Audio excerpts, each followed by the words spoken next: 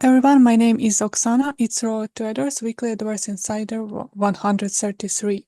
We deliver the news about the creation of our project Edoverse. And Martin, can we start the session from you? Hello to you.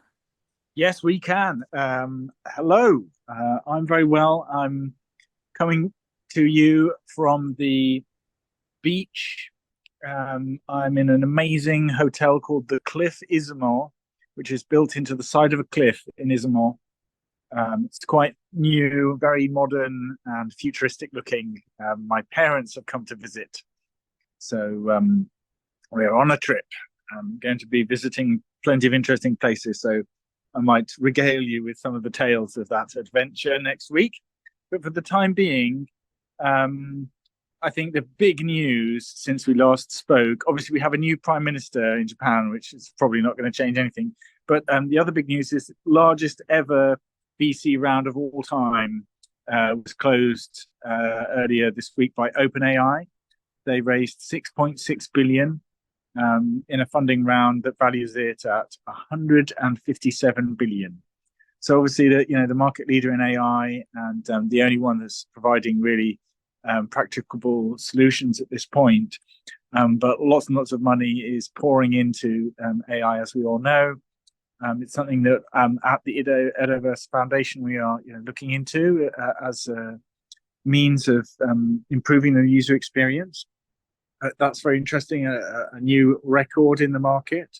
And on the other side of the scale, in terms of financial success versus financial failure, is the Blue Chip Growth Fund, which is an investor in X, just valued their stake in the company at just over $4 million, which means that the overall valuation of X should stand at about 9.4 billion. And considering that Elon Musk bought it for 44 billion, it's less than a quarter of his original stake. So a very unwise business decision when viewed at this point.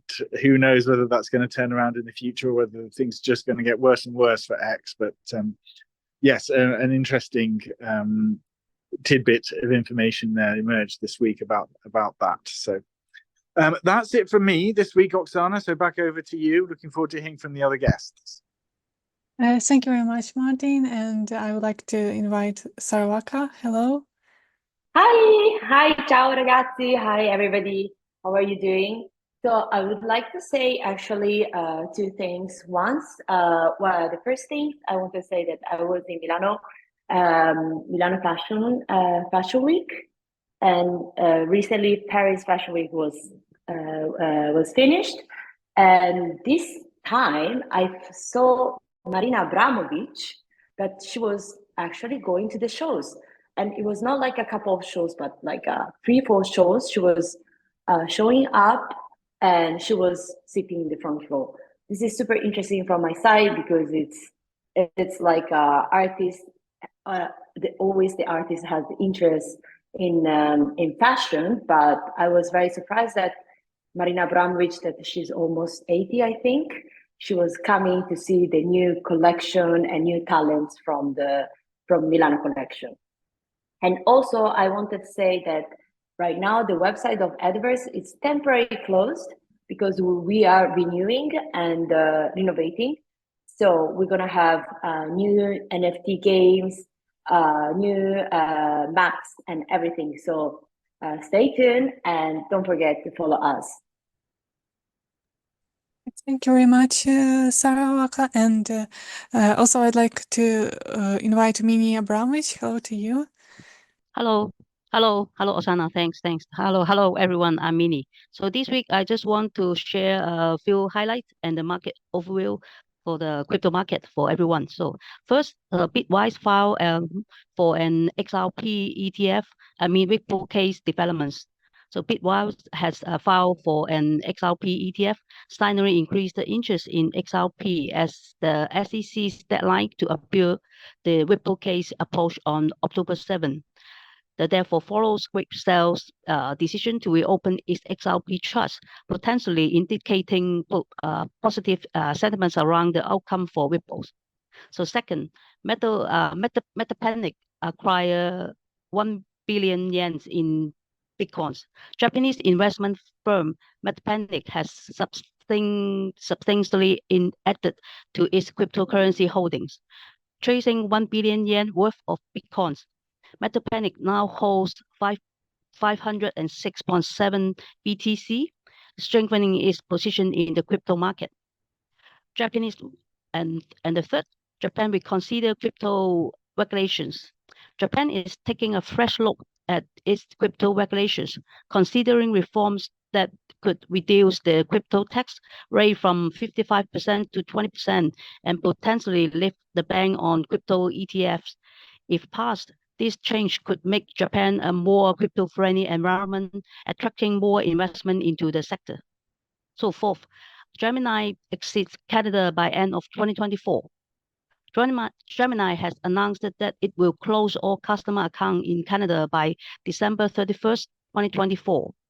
In a message to Canadian users, the platform has advised the customer to withdraw their assets within 90 days, signaling the end of its operation in the country. So fifth, Arbitrum One surpassed 1 million transactions. Ethereum layer 2 solution, Arbitrum One has reached a milestone of 1 billion transactions since its launch in August 2021. Its competitor, Base and OP Mainnet, has reported 755 million and 347 million transactions, respectively, underscoring Arbitrum's leading position among layer 2 solutions. So final market overview for the week. Bitcoin closed the week about $62,000 and is now recovering to $63,800. The market is becoming active again, with notable gain in altcoin, especially meme coins and AI tokens. The option ecosystem is more vibrant compared to others.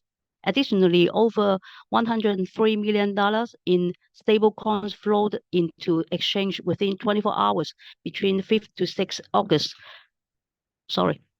Between 5th to 6th October 2024, just 2 days, suggesting a potential growth wave towards year end. This week, that's all for this week. So back to Osana. Thanks, everyone. Yes, thank you very much, Minnie, and thank you everybody for participating in today's session and everybody who are listening to us. So we will meet next week. Goodbye.